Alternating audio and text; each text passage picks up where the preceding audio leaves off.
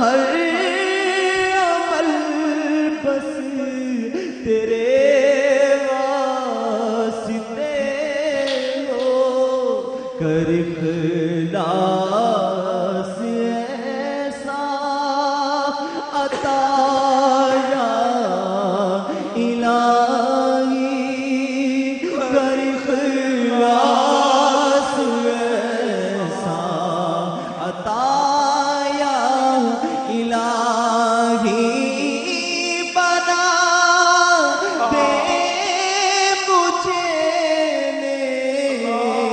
نیکوں کا صدقہ، بنا دے مجھے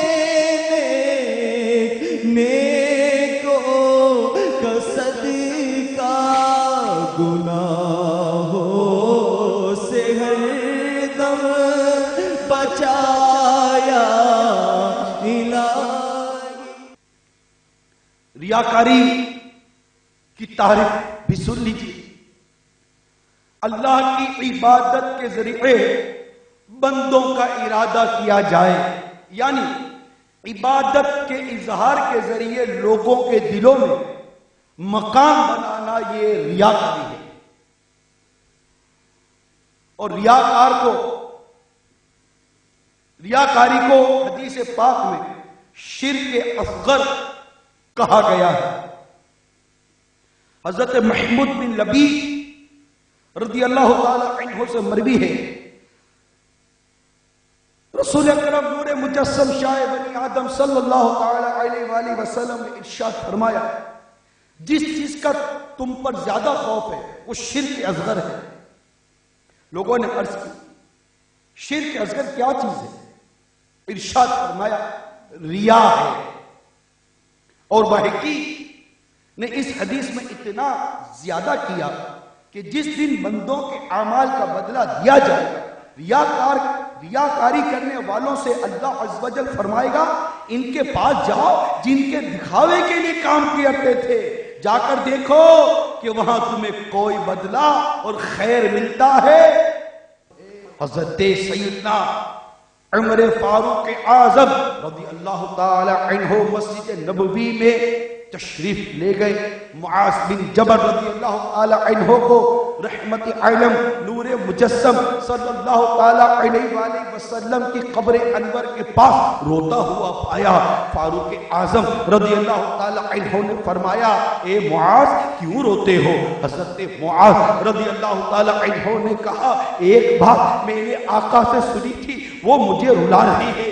میں نے ہمارے آقا کو یہ فرماتے سنا کہ تھوڑا سا ریا بھی شرک ہے، اور جو شخص اللہ کے ولی سے دشمنی کرے وہ اللہ سے لڑائی کرتا ہے۔ اللہ عز و جل نیکوں پرہیزگاروں چھپے ہوئوں کو دوست رکھتا ہے، وہ غائب ہوں تو ڈھونڈے نہ جائیں، حاضر ہوں تو بلائے نہ جائیں، اور ان کو نزدیک نہ کیا جائے۔ ان کے دل ہدایت کے چراغ ہیں، ہر غبار آلود تاریخ سے نکل جاتے ہیں، یعنی مشکلات اور بلاؤں سے الگ ہو جاتے ہیں۔ حضرت سیدنا حسن بصری رحمت اللہ تعالی علیہ فرماتے ہیں میں نے کچھ لوگوں کی صحبت اختیار کی، ان کے دلوں میں حکمت کی ایسی باتیں گزرتی تھی کہ اگر وہ ان کو زبان پر لاتے تو وہ ان کو بھی اور ان کے ساتھیوں کو بھی نفع دیتی، لیکن ان کا اخلاص تو سنو، ان کی ریاکاری سے بچنے کی طبیعت کو سنو۔ انہوں نے شہرت کے خوف سے ان باتوں کو ظاہر نہ کیا، ان میں سے کوئی ایک راستے میں دینے والی چیز کو دیکھتا تو وہ صرف اس لیے نہ ہٹاتا کہ کہیں میری شہرت نہ ہو جائے۔ کہا گیا کہ قیامت کے دن ریاکار 4 ناموں کے ساتھ پکارا جائے گا۔ سنو ریاکار کے وہ 4 نام غور سے سنو، اسے پکارا جائے گا اے ریاکار، اے دھوکے باز، اے نقصان اٹھانے والے، اور اے بدکار، جاؤ اور اپنا ثواب اس سے لو جس کے لیے تم نے عمل کیا ہے، ہمارے پاس تمہارے لیے کوئی اجر نہیں ہے۔ اللہ العزیز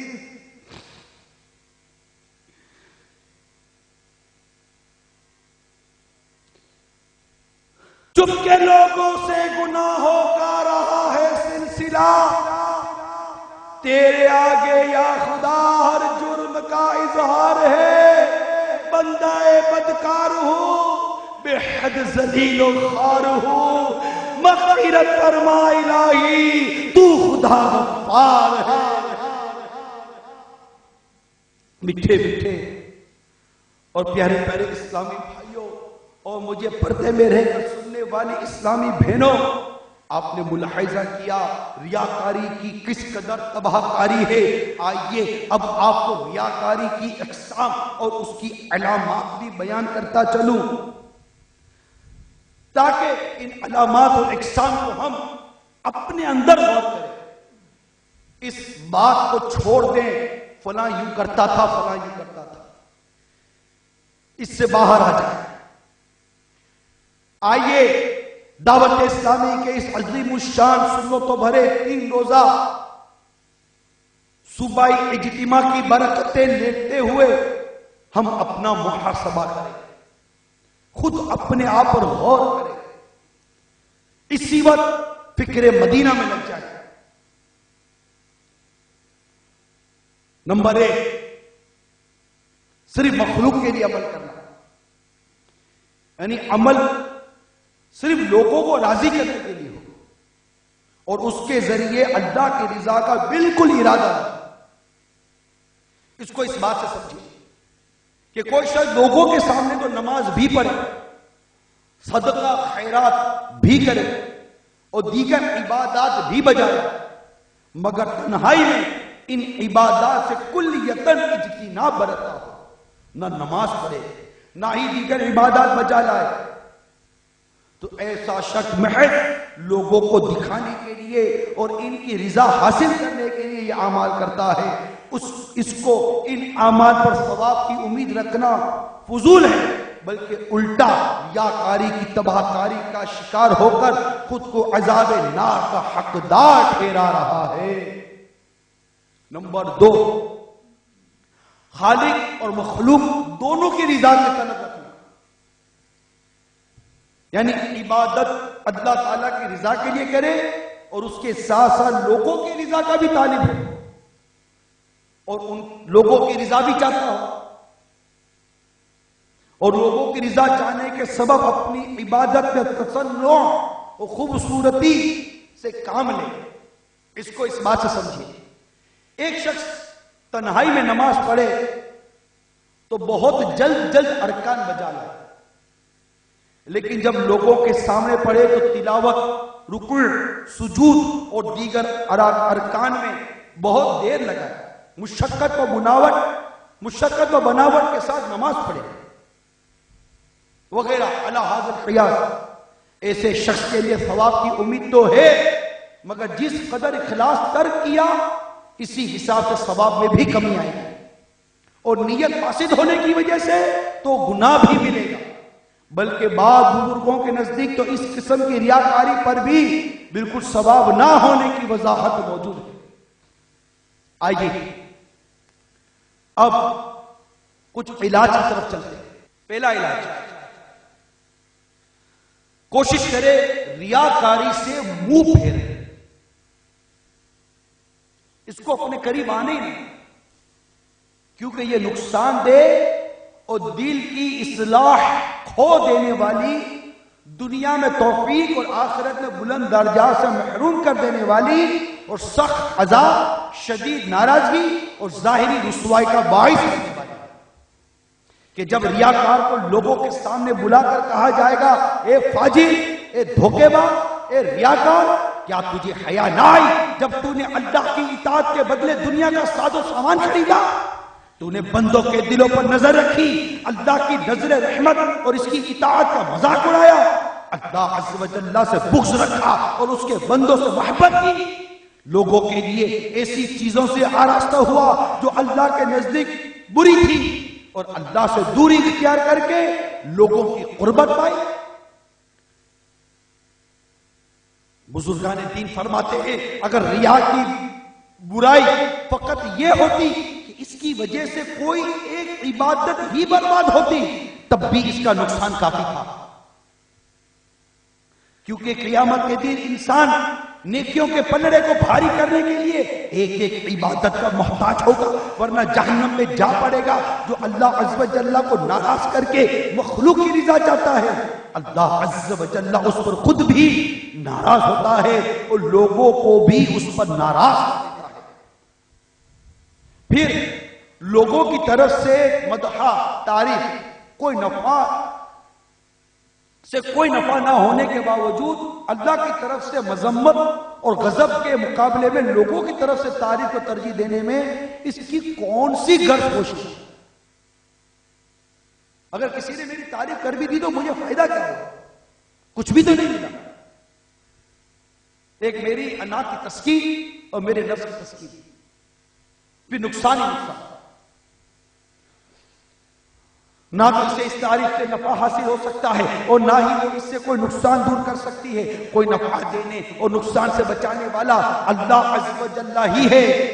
اسی کا حق ہے کہ صرف اسی کا قصد کیا جائے، کیونکہ وہی دلوں کو منع اور عطا کے ساتھ مسخر کرنے والا ہے، اور اس کے سوا کوئی رازق، معطی اور نافع نہیں۔ حقیقت یہی ہے کہ مخلوق سے طمعان کرنے والا انسان ذلت و رسوائی یا احسان جتلائے جانے کے بوجھ و اہانت سے محفوظ نہیں رہ سکتا، لہذا وہ جھوٹی اور فاسد امید کے بدلے میں اللہ عز و جل کے انعامات کیسے چھوڑ دیتا ہے۔ ایسا شخص کبھی تو اپنا مقصد پا لیتا ہے اور کبھی ناکام رہتا ہے۔ جیسے اگر لوگ اس کے دل کو ریا پر مبتلا ہو جائے، اگر لوگوں کو پتا چل جائے کہ یہ شخص ریاکار ہے تو اسے دھتکار دیں، اس پر ناراض ہوں، اس کی مذمت کرتے ہوئے اسے محروم کر دیں۔ لہذا جو ان باتوں کی بصیرت رکھتا ہو، معرفت رکھتا ہو، ان باتوں کو سمجھتا ہو، تو وہ دیکھے گا کہ لوگوں میں اس کی رغبت ختم ہو جائے گی اور وہ سچائی کو قبول کر لے گا۔ یہ ایک علاج ہے۔ دوسرا علاج سنیے،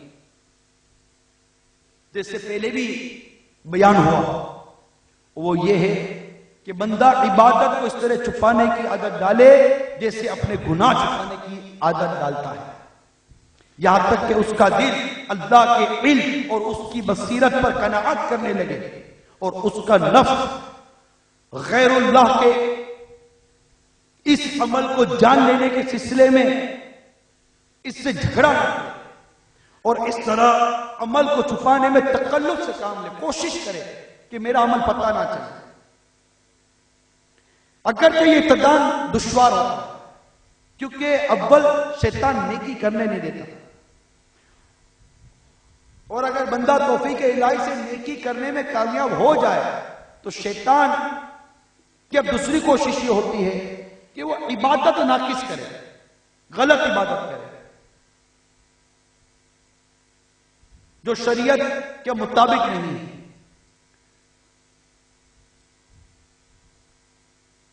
اور اگر وہ عبادت کرنے میں کامیاب ہو بھی جاتا ہے تو پھر شیطان کوشش یہ بھی کرتا ہے کہ اس کی عبادت کو یہ ظاہر کر دے، لوگوں میں واہ واہ چاہنے کے لیے عبادت کر لے۔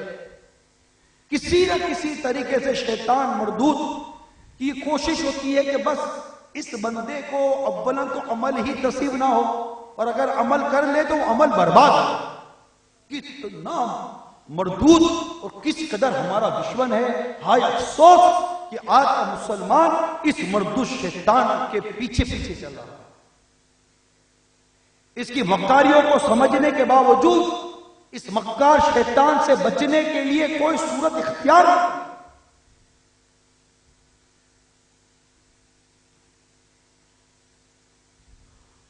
تو ابتداء اگر یہ تکلیف ہو مگر اپنے نیکیوں کو چھپائے،